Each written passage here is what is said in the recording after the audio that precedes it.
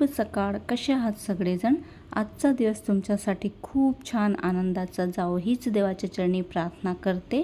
स्वागत आहे तुमचं माझ्या मराठी व्लॉग चॅनलमध्ये. तर हा रविवारच्या दिवशीचा शूट केलेला व्लॉग आहे. सुट्टीचा दिवस होता आणि एवढी गरमी पडते आहे ना, त्यामुळे सतत आता 24 तास फॅन्स सुरूच असतात असं म्हटलं तरीही काही हरकत नाही.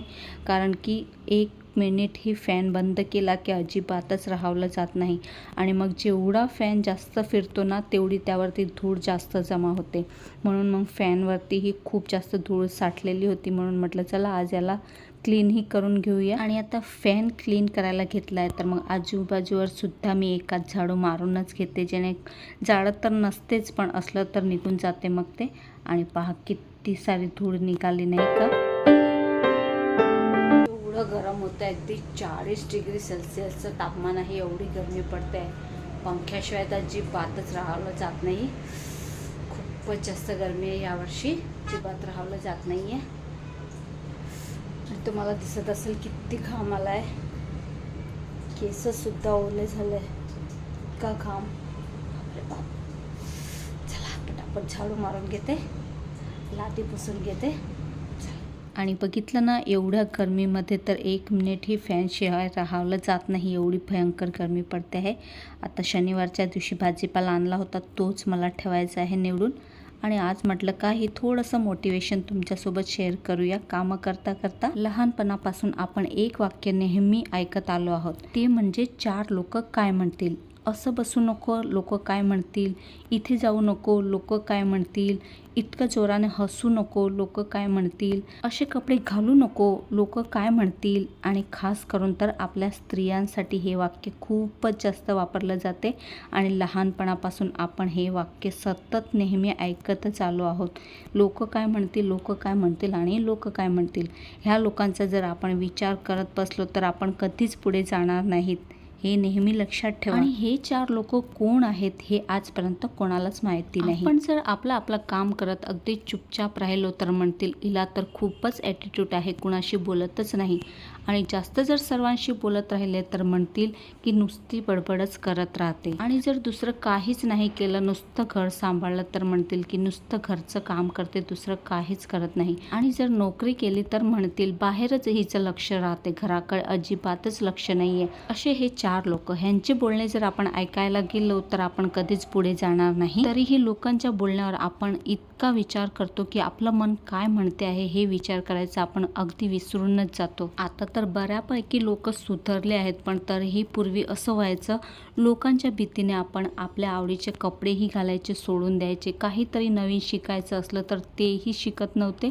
आता तर बरेच जण सुधारले आहेत, पण तरीही काही जण असेही आहेत जे अजूनही 4 लोकांचा विचार करून आपले स्वप्न पूर्ण करण्याचं सोडून देतात. आणि मग एक खंत राहतो तो मनामध्ये की काश आपण आधीच हे स्वप्न पूर्ण केलं असतं तर. आणि एक गोष्ट लक्षात ठेवा, लोकांचं काम आहे बोलणं. आज तुमच्याबद्दल बोलतील तर उद्या दुसऱ्यांबद्दल बोलतील. त्यांचं जर आपण ऐकत बसलो तर आपली स्वप्न आपण कधीच पूर्ण करू शकणार नाही. आणि मग त्याची खंत आपल्याला आयुष्यभर राहील. यापेक्षा आपण आपली स्वप्न पूर्ण करण्याकडेच लक्ष द्यायला पाहिजे. म्हणून मी तर नेहमी एकच सांगते, स्वतःला कधीही थांबवायचं नाही. आपल्याला जे आवडते ते करायचं, जे कपडे आवडतात ते कपडे घालायचे, जसं आपल्याला जगायचं आहे तसं जगायचं. लोकांचा अजिबातच विचार करायचा नाही. आणि आपली स्वप्न आपण पूर्ण करणार नाही तर कोण करणार आहेत. अशा 4 लोकांचा विचार करण्यापेक्षा आपली स्वप्न पूर्ण करण्यामागे आपला वेळ घालवा, जेणेकरून आपला वेळही वाया जाणार नाही. आणि आपल्या घराच्या कामांमध्ये इतके बिझी होऊन जा की आपल्याला दुसऱ्यांचा विचार करण्याची वेळच राहणार नाही. जे आपल्याला सपोर्ट करत आहेत त्यांना वेळ द्या, त्यांच्यासोबत राहा, आपल्या फॅमिलीला वेळ द्या. काहीतरी नवीन शिकण्याचा प्रयत्न करा, कारण की आजकाल तर काहीही नवीन शिकणं इतकं सोपं झालेलं आहे. यूट्यूबवरती बघून आपण खूप सारं काय शिकू शकतो, जे आपण कधीही विचारसुद्धा केला नसतो, तेही आपण यूट्यूबवर बघून आजकाल शिकू शकतो. तुम्हाला स्टिचिंग आवडत असेल तर स्टिचिंग शिका. तुम्हाला व्लॉगिंग आवडत असेल तर यूट्यूबचे व्हिडिओ बघून तुम्ही व्लॉगिंगही करू शकता. आणि खूप सारे अजूनही विकल्प आहेत, आपण यूट्यूबवर बघून खूप काय शिकू शकतो. त्यामध्ये आपला वेळ घालवा. बाकी लोकांचा विचार करून कशाला आपला वेळ वाया घालवायचा. लोकांचा काय विचार करायचा. लोकांनी देवांना नाही सोडले तर आपण तर मनुष्य आहोत ना, चला जाऊ द्या, खूप सारी बडबड झाली आज. मोटिवेशनच्या नावाने खूप काय काय बोलून गेले मनातलं. पण तुम्हाला यातली कुठलीही गोष्ट आवडली असेल तर मला नक्कीच कमेंट करा. 4 लोकांविषयी आपण विचार न करता आपल्या भविष्याविषयी आपल्याला विचार करायला पाहिजे. तर तुमचं यामागे काय मत आहे मला नक्कीच कमेंट करून सांगा. असो, शनिवारच्या दिवशी ज्या भाज्या आणल्या होत्या त्यातल्या ज्या धुवून ठेवायच्या होत्या त्या मी धुवून ठेवल्या आणि ज्या निवडून ठेवायच्या होत्या त्या मी निवडून ठेवल्या. पालेभाज्या तर आता काही चांगल्या मिळत नाही गरमीमुळे, पण तरीही जेवढ्या मिळतात तेवढ्या मी घेऊन येते आणि त्याला लगेचच साफ करून ठेवाव्या लागतात, नाही तर मग त्या लवकरच खराब होतात. आणि आज सुट्टीचा दिवस आहे त्यामुळे सगळेच उशिरा उठले आहेत आणि मग उशिरा उठले की काही जेवण लवकर कोणीच करत नाही. त्यामुळे आज मी ब्रेकफास्ट आणि डिनर असं दोन्ही सोबतच, म्हणजे आज मी हलका फुलकाच बनवणार होते.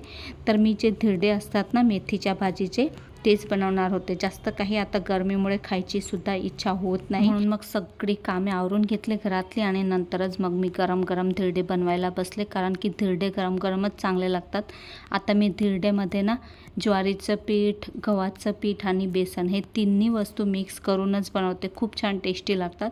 त्यामध्ये अद्रक, लसूण आणि मिरचीची पेस्ट घालते, हळद घालते, थोडंसं धणा पावडर घालते आणि मग मेथीची भाजी घालते. दुधी भोपळा असला तर मी तोही घालते, पण आज काही आणला नव्हता मी, म्हणून मी नाही घातला. आणि मग मस्त याला भिजवून घ्यायचं आहे. काम करता करता इकडे मुलांशी माझ्या गप्पासुद्धा सुरू होत्या. अद्रक, लसूण आणि मिरचीची पेस्ट मी नेहमी बनवूनच ठेवत असते, आठवडा 10 दिवसाची तरी.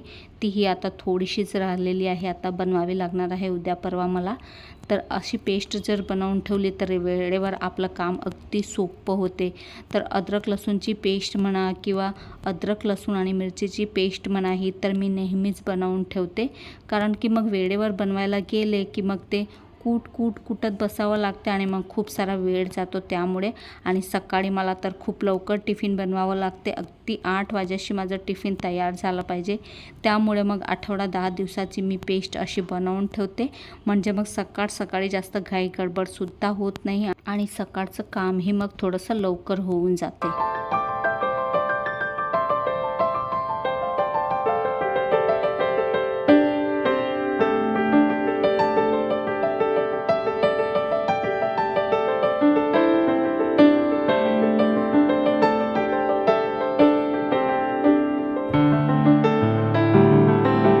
तुम्हाला तर माहितीच आहे, मला किचनमध्ये जेव्हाही मी येते तेव्हा मला मल्टीटास्किंग कामं करण्याची सवय आहे, जेणेकरून कामंही लवकर होतात. आणि आज सुट्टीचा दिवस आहे त्यामुळे संध्याकाळी रसपुरीचा बेत आहे. बरेच दिवस झाले पुरी बनवलीच नाही आहे, म्हणून म्हटलं आता रसाची सीझनही आहे तर रस तर 2-3 दिवसातून एक वेळा बनतोच घरामध्ये. पण आज सुट्टी आहे, सगळेच घरी आहे, तर म्हटलं चला पुरीही बनवून घेऊया. म्हणून आज संध्याकाळी मस्त रसपुरीचा बेत आहे. त्यामुळे इकडे तवा गरम होत होता तोपर्यंत आंबेसुद्धा चोळून घेत होते. भलेही 1-1, 2-2 का होईना, पण मस्त एकीकडे धिरडं टाकलं आणि एकीकडे माझे आंबे चोळणेसुद्धा सुरू होते. तर असंच मी किचनमध्ये जेव्हाही उभी राहते ना तेव्हा मल्टीटास्किंग कामच करत असते. तसं तर रस संध्याकाळी लागणार होता, पण जर आत्ताच बनवून ठेवून दिला की संध्याकाळपर्यंत मस्त थंडागार होऊन जाईल फ्रीजमध्ये आणि ताजा मग संध्याकाळीच बनवायला घेतला की मग तो थोडा गरमच राहतो आणि थंडा मग रस खायची थोडी मज्जा वेगळीच येते, नाही का? खरं सांगू का, एवढ्या गरमीमध्ये ना किचनमध्ये काम करण्याची अजिबातच इच्छा होत नाही, एवढं गरम होते. पण आता स्वयंपाक तर दोघे टाईम करावाच लागतो ना, तो कुठे सुटणार आहे आपल्या बायकांना. पण आज एक आनंद मात्र होता की आज सकाळचं स्वयंपाकाचं काम थोडं कमी झालं होतं. फक्त हे गरम धिरडेच बनवायचे होते. आता एवढे तर बनवावे लागणारच आहे ना. आता मला तर असं वाटते का मला कोणी खायला नाही दिलं तरीही चालेल, पण असं कोणी जर म्हणेल की तू बनवूही नको आणि खाऊही नको तरीही चालेल, पण आता तसं तर कधी होणार नाही आहे, बनवावं तर लागणारच आहे. आणि आता मस्त रसही बनवून ठेवते संध्याकाळसाठी. आणि त्या मिक्सरमधल्या भांड्यात रस जो बनवलेला असतो तो आमच्या घरात कोणालाच आवडत नाही. असं सोडलेल्या आंब्याच्या रसाला जी चव येते ती चव मिक्सरच्या भांड्यातल्या रसाला अजिबातच येत नाही, म्हणून मी तर नेहमी असाच रस बनवत असते.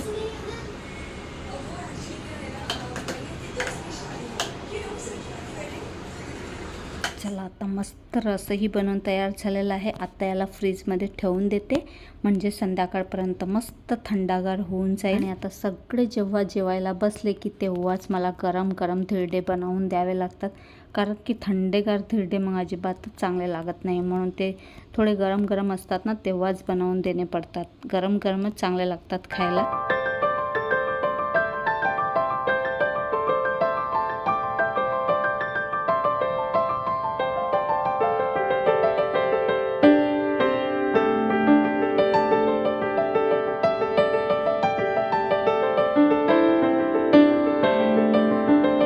आता संध्याकाळी मस्त पुरी बनवायला सुरुवात केलेली आहे. तसं तर आमरस सोबत पुरणाची पोळी देखील खूप छान लागते, पण आत्ताच्या मुलांना काही ते आवडत नाही, कारण की आमरस ही गोड असतो म्हणतात आणि मग पुरणाची पोळी सुद्धा गोड असते. मग ते दोन्ही गोड गोड कॉम्बिनेशन अजिबात आवडत नाही मुलांना. म्हणून मी जास्त करून पुरणाची पोळी न बनवता पुरीच बनवते. पण कधी मला खायची इच्छा झाली तर बनवते मी पुरणाची पोळी सुद्धा. पण आज तर पुरीच बनवणार होती. आमरस, पुरी आणि वांग्या बटाट्याची भाजी. जास्त काही नव्हतं बनवायचं, कारण ह्या गरमीमुळे जास्त काही खाल्लं जात नाही, म्हणून मी एवढंच बनवलं होतं. चला तर मग आजचा हा छोटासा व्लॉग मी इथेच थांबवते. अपेक्षा करते तुम्हाला आजचा व्हिडिओ आवडला असेल. व्लॉग आवडला असेल तर व्हिडिओला लाईक करा, शेअर करा आणि चॅनलला सुद्धा सबस्क्राईब करायला विसरू नका. आणि माझे विचार तुम्हाला कसे वाटले ते सुद्धा मला कमेंट करून नक्कीच सांगा. भेटूया पुन्हा अशाच एका नवीन आणि इंटरेस्टिंग व्लॉग सोबत. तोपर्यंत स्वतःची काळजी घ्या. बाय.